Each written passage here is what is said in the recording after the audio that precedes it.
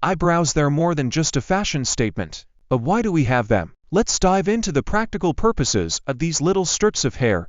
The main function of eyebrows is protection. They help keep sweat, rain, and debris out of your eyes by directing moisture away from them, allowing you to see clearly.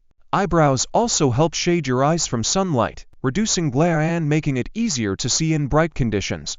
But it doesn't stop there. Eyebrows are crucial for communication. They help us express emotions like surprise, confusion, or anger, making it easier for others to read our feelings. And while the shape and thickness of eyebrows vary widely, their functions remain the same across all humans: protection, expression, and even a little bit of style. So, why do we have eyebrows? They're multitaskers, keeping our eyes clear, shading us from the sun, and helping us communicate without saying a word. Enjoy quirky facts about the human body.